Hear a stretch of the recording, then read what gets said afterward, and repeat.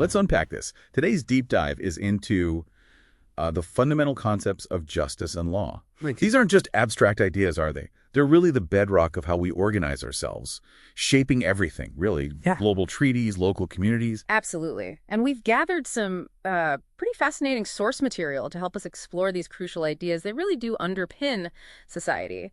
Our mission today, basically, is to untangle their definitions, look at how they relate, how they've, evolved. And then, I think this is the exciting part, unearth a truly surprising sort of transformative perspective on what justice can mean for you personally. Great. So let's dive into these pillars then. Justice first.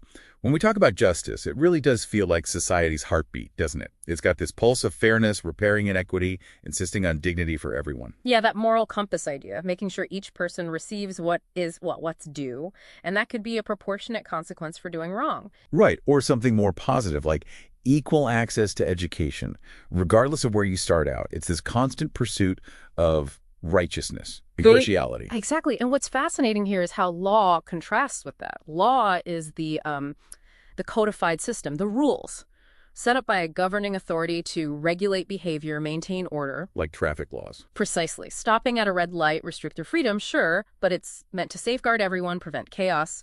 But here's the paradox, right?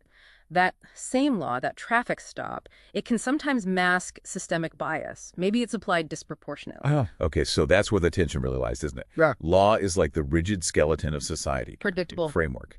But justice, that's the lifeblood. It has to ensure the framework serves humanity, not just, Right. blind adherence. Exactly. Because a law can absolutely exist without being just. History's full of examples. Discriminatory legislation. Like Jim Crow laws. Right. Legally enacted, but profoundly unjust.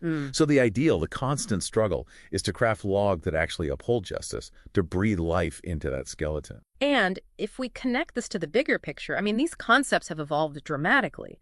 Ancient societies wrestled with this balance, sometimes quite brutally.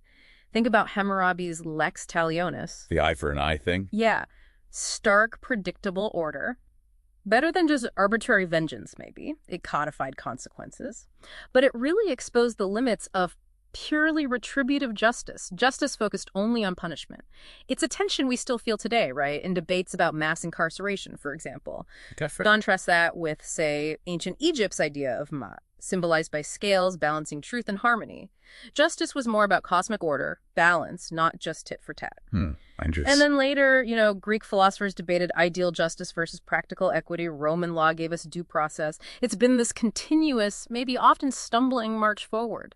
And it's precisely in that stumbling march, maybe, that we find this really groundbreaking redefinition, particularly from the Apostle Paul. What's so remarkable about him is his unique background, isn't it? Hellenistic Jew, steeped in the Torah, the Jewish law, and a Roman citizen, and a Pharisee. So deep respect for the rules. Almost obsessive, yeah. But then his conversion experience just profoundly reshaped his whole understanding of justice. Right. And this raises an important question. How did that background let him redefine something so fundamental?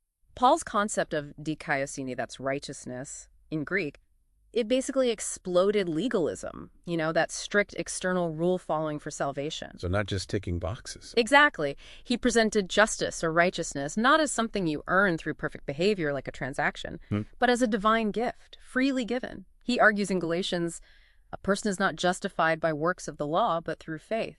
So the law shows you where you fall short, but it can't make you truly righteous. That was his point. His focus shifted radically to internal transformation, spiritual renewal. Not just external compliance and retribution. It was a huge challenge to the systems back then, and honestly, it kind of foreshadows modern ideas of restorative justice, healing, reconciliation. Wow. And you can really see how that perspective echoes through history. Yeah. It feels like it had a profound influence on figures like Martin Luther King Jr., Nelson Mandela. They championed justice beyond just punishment, seeking transformation, dignity. Reconciliation, yeah. And that vision, it directly challenges us today, doesn't it?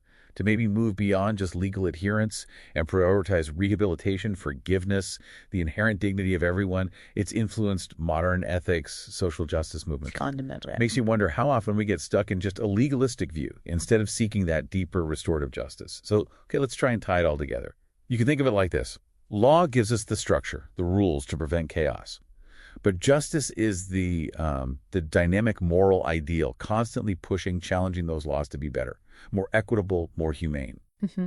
And that leaves us and you with a pretty profound question for our own time, building on all this. Will laws ultimately yield to justice? Will they transform to meet our highest ideals? Or must justice sometimes shatter the laws that defy it? The answer, I think, lies not in just passively hoping, but in our collective will to actually act. Indeed.